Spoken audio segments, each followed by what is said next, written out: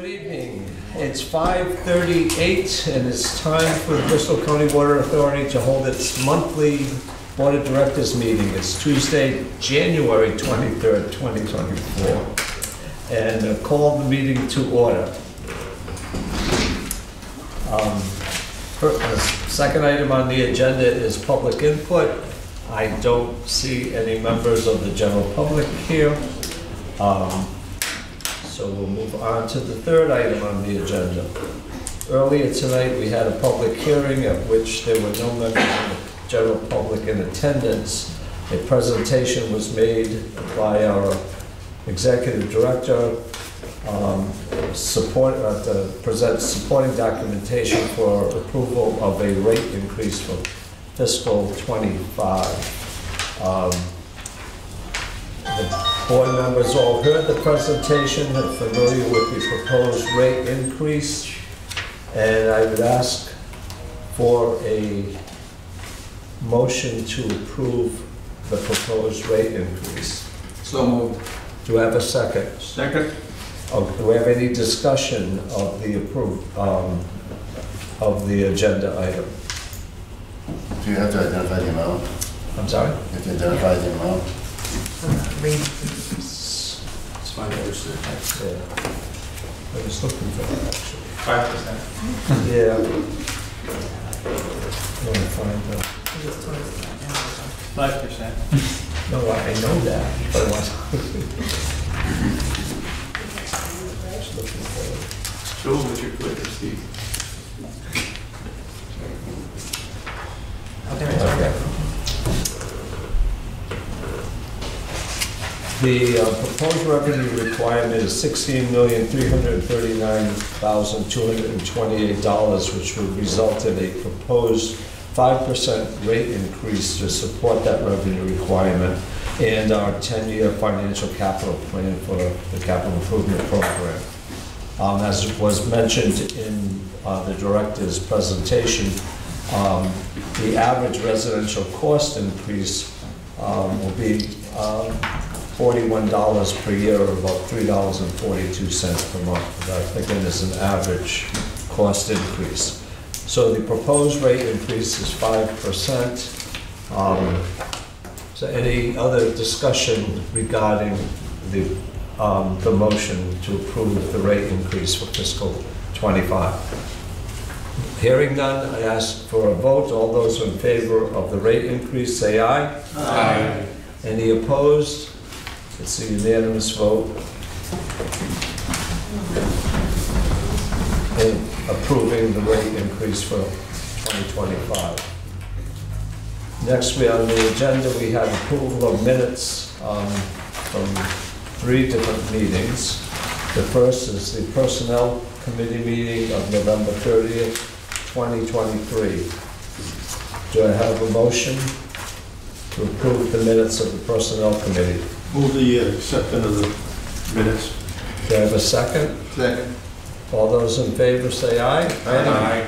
I'm sorry, is there any discussion about the minutes? Too late. Too late. Too late. All those in favor say aye. Aye. Any opposed? That is also unanimous. The next minutes is for the Finance Committee of December 6, 2023. I have a minor correction to that.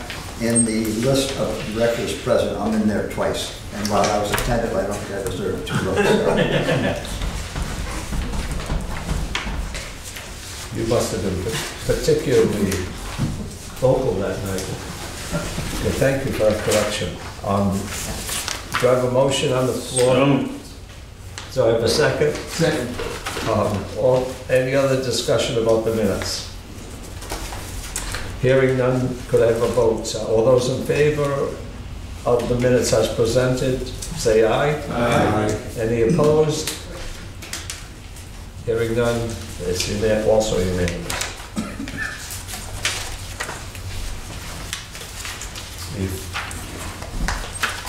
The last one is the minutes of the board meeting from December the 6th, 2023. Do I have a motion to approve? Second. Do I have a second?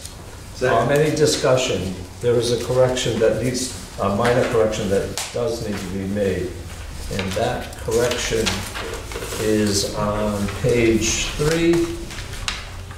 And under board member, under finance committee, the motion is stated in here as for fiscal year 2024.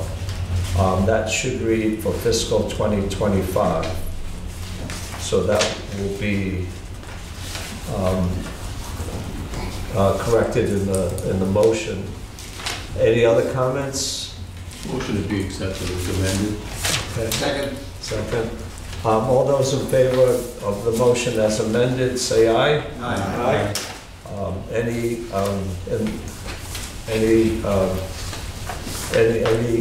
Anyone voting in the negative? Hearing none, we have another unanimous vote to support. Okay.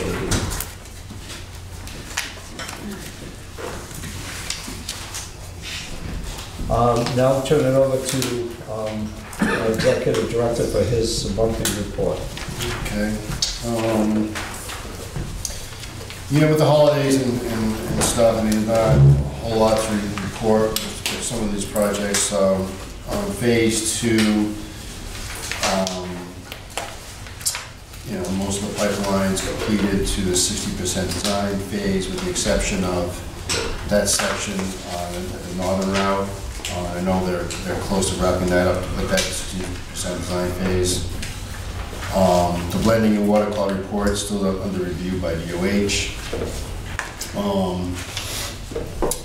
Our project was somewhat impacted by the closure of the Washington Bridge.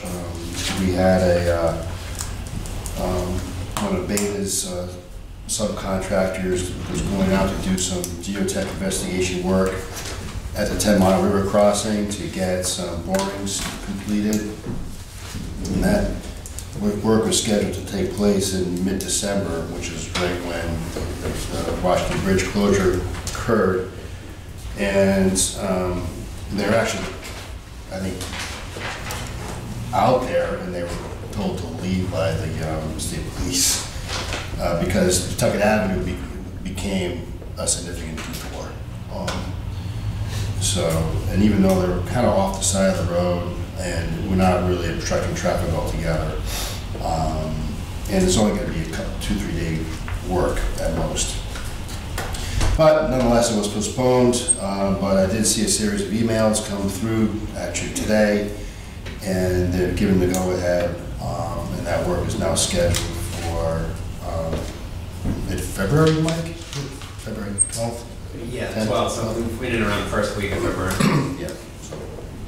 So that work will get done, and with that information, Beta will be able to start with the design work for the pipe bridge that's going to be needed to cross the 10 Mile River. Also this past month, we've been engaging a meeting with some private property owners. They're all businesses on Waterman Avenue for easement discussions. So those continue. Pawtucket agreement is still, the ball's still in their court. I did see the general manager last week, and he said they're close to getting that back to us. As you see the bridge thing, I think you briefly discussed it.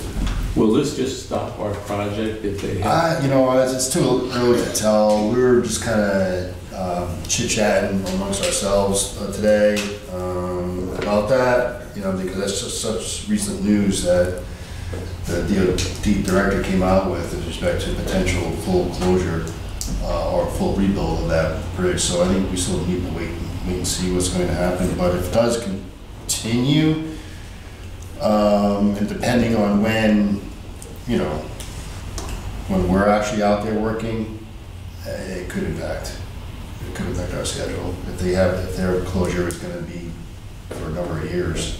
Which, I mean, we don't know, right? If they're going to rebuild that bridge is going to be a long-term project. Another question on the Pawtucket project. The blending and water quality report that the health department Yes. is reviewing. That seems to be with DOH for some time now. Correct. At what point does that become an issue with the project if that isn't approved? Because theoretically, they could say that there's an incompatibility between the water in the worst case situation, or that the blending has to be done in such a way that maybe it would affect the design, or Yeah. some kind of treatment that has to be provided. This is, it's more or less an interim report. It's not an application per se, but we were hoping to at least get their concurrence with that so that we know that we're proceeding down the right path. And I mean, we could go ahead and do design work and then put an application in, but we run the risk of them coming back and then asking for, something different. Right. Right, so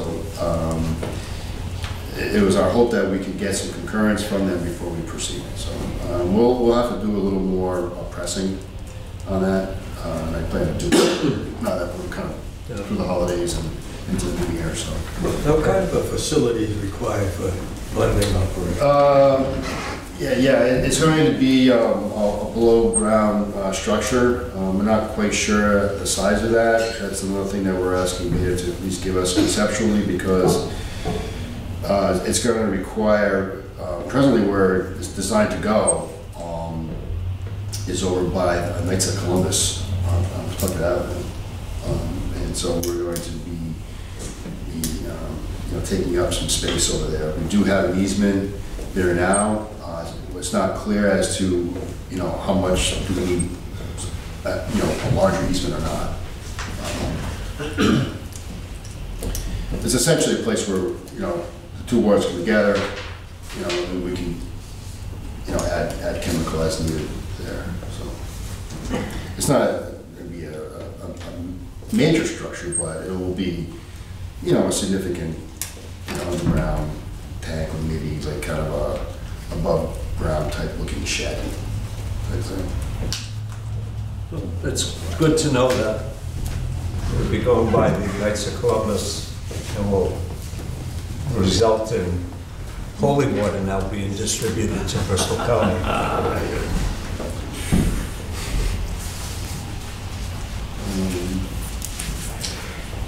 Okay, so demo work at the plant, majority of that's done, but part of that, the last project was to build a canopy covered storage area. Our crew, we recently installed the footings needed for the containers, and we're just waiting on the delivery of the canopy structure to put up for that.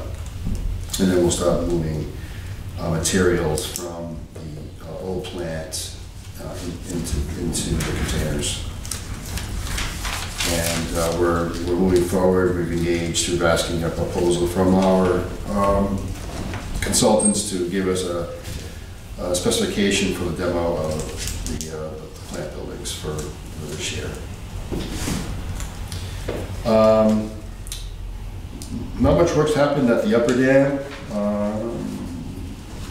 Due to the time of year restrictions that are kind of limited, they can't really do any construction work up there. But mainly they've been kind of dealing and managing the flow of water. We've had some, as you all know, significant rain events, historic rain events really, historic storm surge. It's not really been ideal for dam removal work, to be honest with you. So it has impacted the schedule for the contractor.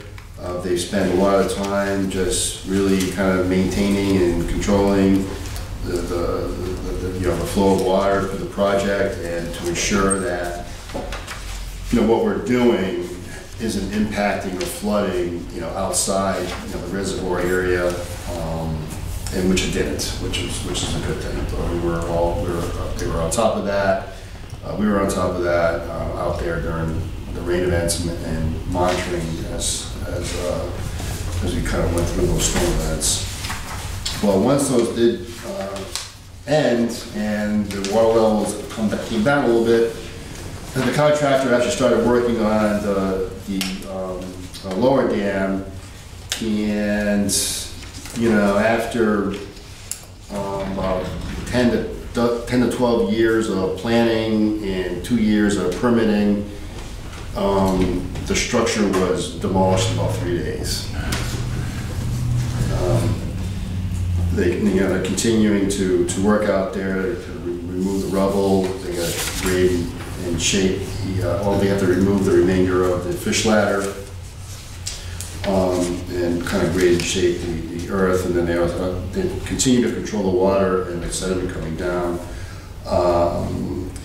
One of the things that we've just recently had a request, though, was because the schedule was delayed due to the storm events, we're running up against the time of year restriction for work in the water at the lower dam, which is February 1. So our consultant has recently submitted a letter to the controlling agency, which is DEM, Water Resources, for an extension of time to continue, for the contract to continue to work. So they seem to be optimistic that we get that extension request. That's it. I guess it's written right in the permit. If extra time is needed, just let us know before February 1. They're meeting with representatives of DEM on Friday to go over that. Hopefully we can get that extension and continue the work.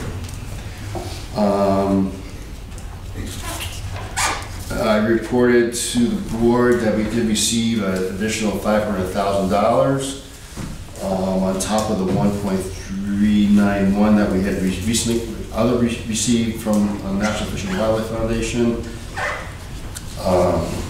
which brings our total grant funds to nearly $4 million, which is great news. We're pretty much fully funded. But we still have a couple irons in the fire for a few $100,000 more to cover all loose ends. So hopefully we can get that out as well.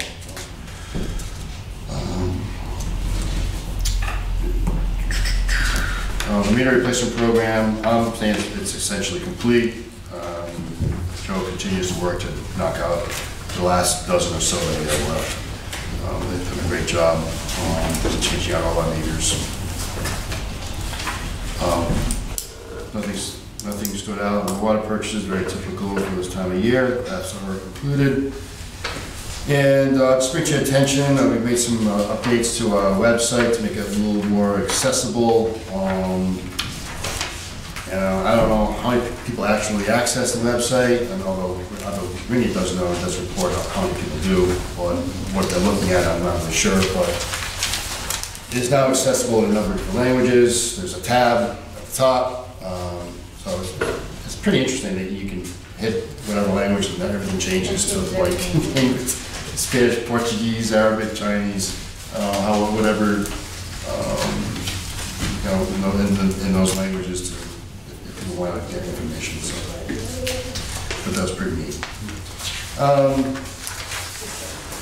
And just a chart of our capital improvements. All projects remain within budget. That concludes my report. Okay, thank you. Mike, you want to add something? Not too much else to add. Just that you probably have seen or will see the guys out throughout the system. The brakes are picking up. They were out there last night and all day today in a couple of separate events. Where you don't see guys is kind of where I pictured here. But kind of behind the scenes, in the off season, you don't see as much planned digging. But we're still doing work behind the scenes there with pump maintenance and things inside the facilities. Take advantage of some of the lower flow periods where we don't have some equipment down in for repairs. Otherwise, everything is moving forward, and we hope to start discussions associated not just with the completion of the pump station, but also the expanding of the service area that that pump station will serve. So we'll start that review hydraulically, and then start the coordination and notification of folks that will be that will see the benefit. We'll say. Mike, you got it on your list, there's on Medicom Ave, there's by those condos there's a leak. Is that on your radar? We're watching a leak on Medicom, so we try to really pinpoint it before we go in there, so we don't dig multiple holes. But we're watching it, and we've actually procured some equipment so that when we go in, we encapsulate it right away rather than shut it down. It looks like it's running down the road and popping potholes as it goes down somehow. As it freezes. I'll check in on that, but they have, so we utilize the digital devices that we put on appurtenances that try to, they'll talk to each other and pinpoint where exactly it is. So we've done that twice. It's been inconsistent, so that's why we've held off to kind of let it develop a little bit so we can be precise with the excavation. Unfortunately, as Steve alluded to, anytime we dig a hole, there are restoration requirements. That being a state road, the restoration requirements are heavier, so we try to be as precise as possible. Oh, no, I understand. That just got paved in the summer. That's why it's weird to see it. On those mains, the 12-inch mains there, Hope, and certain sections of Barrington have had historical, the bell joints. So at the point of max articulation of the bells, we see those crack. It's usually not associated with the barrel of the pipe. We do see these failures where the pipes join, unfortunately. It's thinnest. You're aware, I just want to make sure. Yep. It's going to be fun. Hopefully not.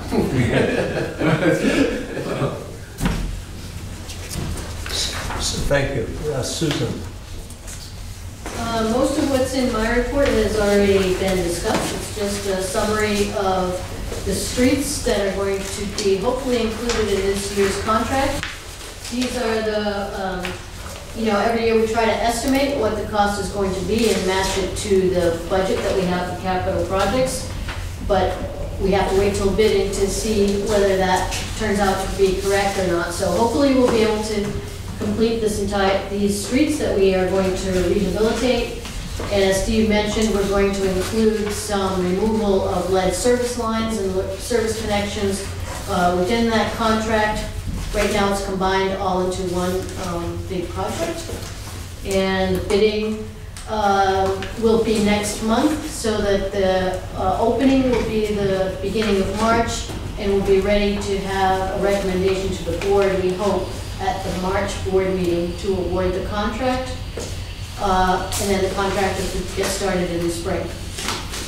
Okay. So, yeah, that's, Before we get to finance, does anybody have any questions of Mike, Susan, or Steve? Any, in particular, any questions regarding the lead project? Wonder if anybody has questions about that, any issues? No? Okay. Dan? Pretty good, I didn't forget you this month. Well, you forgot Randy though. He's not in there anyway. Okay, so we're up to December, so we're almost done with the year. I think the last one we might look at were October, so. So for December versus December, got a revenue increase versus last year, about 12.7%. Consumption is down overall for the year, but I think December was a little bit better than the prior December. And expenses for December versus December were about 9.11% lower. Yeah, like I said, about, whatever, like August or so, July, August, they pretty much stay the same. It doesn't change too much, though. We still have professional fees being a little lower due to just less legal fees, less consulting fees. Purchased water is lower, by about $38,000 due to overall lower consumption and the timing of the billing. And there's a decrease in the operation and maintenance expense due to some timing differences. Last December, we paid for some crushed gravel. This year, we didn't have it. We also had some pump station maintenance last December that we didn't have this particular December. When we look at through December, that's when things started leveling off, probably like July or August, you start to see a trend. Revenue increased for the 10 months by 5.36%. That's really the rate increase offset by a little decrease in the consumption. The rate increase last year was 6%, so expenses are slightly lower, just under 1% lower. There's an increase in administrative expenses, which is really due to the pension amount, which changes after they come out and do that presentation for June. We do it in September or so. I usually have to adjust the amount we put in every month to get to the level that they want for the next June. The pension expense amount for December, I want to see, a little higher this year than last year. Purchase water increase, the decrease is offset by a decrease in water of 161,000, lower consumption. There's also a decrease in the operation and maintenance. 2022, we had the satellite survey. Obviously, we didn't do that this year. And there was some timing regarding some paving work, a little more paving done last year. When we look actual versus budget on page 6, the revenue is over budget by just over 7%. It's a little bit lower than it's been in the past, but the actual usage is still a little bit higher than we budgeted. We budgeted a little conservatively. For the expenses, they're under budget by 10.11%, which is also good. That's consistent with the prior months. We've been floated at 9 to 10% pretty much most of the year. And the 3 largest items in there are professional fees for water and operations maintenance expenses. Again, fewer legal fees, decrease in a lot of consulting costs versus budget, and the water decrease, get a wet, cool summer. And then operations and maintenance was lower, again, due to a lot of the timing events. When we get to pages 7 through 9, that's the dollars billed and the gallons delivered. That's where you kind of see that stuff kind of tied together. The dollars billed increased 6.9% through December, which is a little bit higher than the rate increase. We can get some timing elements in there. But the gallons delivered were down 0.71%. So overall, on the revenue side, pretty much netted a little bit of an increase. Yeah, I think there's only 3 of the 10 months that were actually by month over the prior year's month. So 7 of the 10 months, the consumption for that month was lower than the previous year's month. I think for January and February, we should expect to be pretty flat. It should be pretty flat. So I would expect this budget to actually be pretty close to that when the year's said and done. Page 10, the trust fund report. The debt service ratio is still really good, 6.67%. It's up a little bit from November. And the last page is the pension report. And that increase for the month, December was a good month for investments, I guess. Increased almost 162,000. But for the whole year, it's down 258,000. That decrease was really due to September retirement of one of our employees in the plan. And as of the end of the year, the balance in the pension trust is $3.4 million.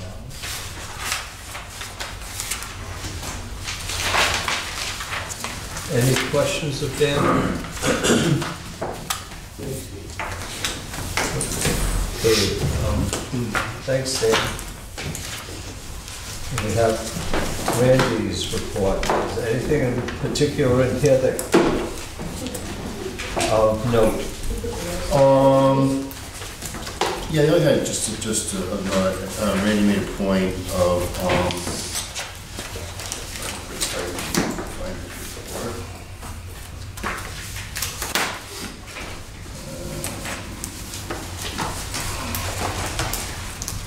question had come up from Brett Champlin as to what happens if Randy's not here. So I think Randy kind of lays out all like the different ways and that everything is kind of backed up. The company that we use, other staff people that are also utilized. I just want to bring that to the board's attention.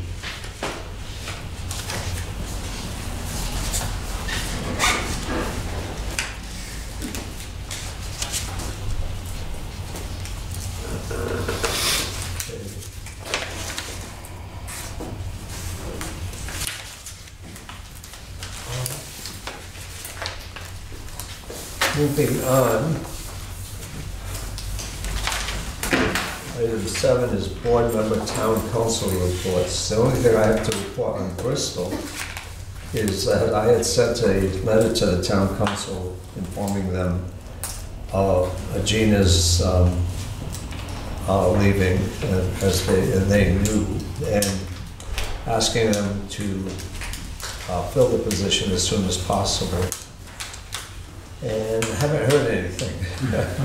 You just sent an email to. Yeah, I talking with Bob earlier tonight. Bob's going to send a email to our liaison with the town council, Councilman Aaron Lay, to find out what's going on with that.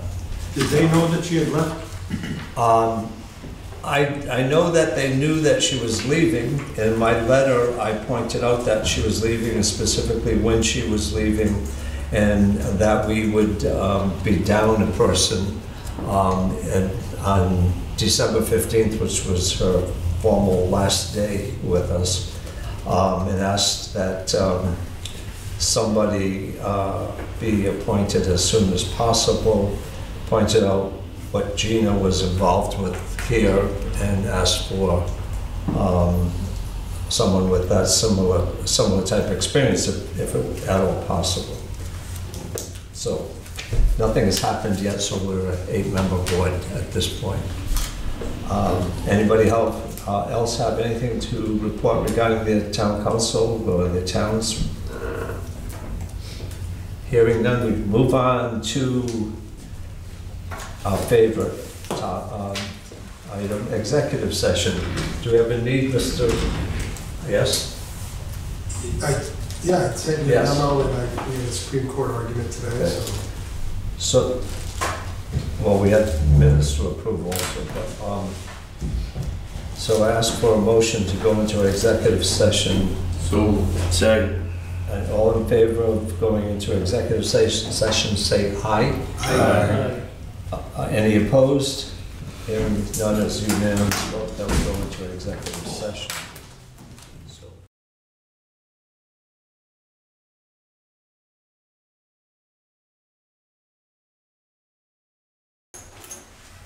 Motion to seal. Motion to seal.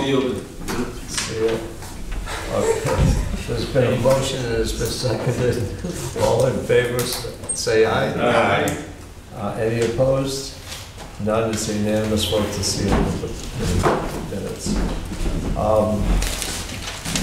The next item on the agenda, item number 9, is the next scheduled meeting, and that is February 22nd, 2024. Just information.